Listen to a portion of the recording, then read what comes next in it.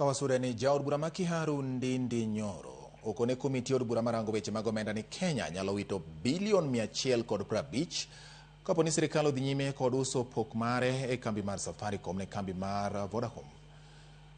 Nyoro kata kamano yudore onindi maliet ewi tudo duol matayo weche mag tudruok e pacho ka Communications Authority of Kenya (CA) ne ochiwo lesen kod nengo mapiny mane okelo lal mar bilion 100. Walter Nyambaga noluwo siganani kendo mae report. Nyim komiti od bura marango weche mag omenda weche obedo matek to e kinde lalruok mar komiti od bura kod jaod bura ma Kiharu Ndindi Nyoro ka ema Nyoro okone komiti no ni sirkal ka odhi nyime kod uso mar kambi mar Safaricom ne kambi tudruok mar Vodafone nengo mar shillings 34 kuom sea makelo bilion 240 to Kenya dhi wito bilion 150. Kenya is losing over 100 billion Kenya shillings on quotation precedent alone. And the Communications Authority is the bigger conveyor of these quotations precedent. Nyoro mane penjo de nyim komiti othung mondo oler e kaka oneno ni mondo uso no oringi.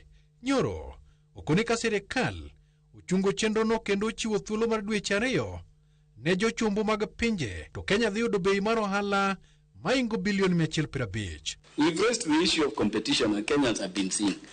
Now beyond the issue of competition, please let us know your justification for saying that Kenya going beyond the price in the market of 28-29 to 34 still is an undervaluation.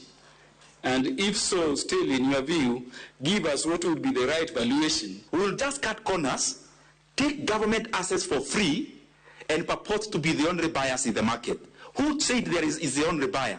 Wilal mar bilion 100, jaod bura no otudo duol matayo yore mag tudruok pacho ka CAK ne ochiwo lesen mag tudruok ne kambi mar Safaricom e bei monywandore kendo man piny. We are losing 40 billion Kenya shillings, one license, on a discount, given how?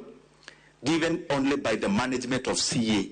They actually gave this authorization before the board met. Can you tell us about this shareholding, the dividends of the current fiscal year of Safaricom, how it will go? Because how can I lose all the milk of my cow, which I've worked for it for the whole year? Mage timore ka riwruok mokelo jotije sirkal to kod ji giwegi oko ni nyaka rang malong'o ratij jotije Safaricom kuponi Vodacom onyiewe. And as court we maintain that workers must consistently be engaged in such kind of reforms as indeed has been. Mage timore kinde ma gavana mar Badwegi maduong' pacho ka the Central Bank of Kenya okone komiti no ni ka pesa no donje agulu to ibiro chom godo dongruok ma onge mindni koyala. Kama uthuge olero ne komiti no ni kendo bende gibiro loso lwasi makare ne joket mwandu machopo pachoka ka maino mare bende dhi menyo weche mag fungo choko mag osuru. Walter Nyambaga, Ramogi TV.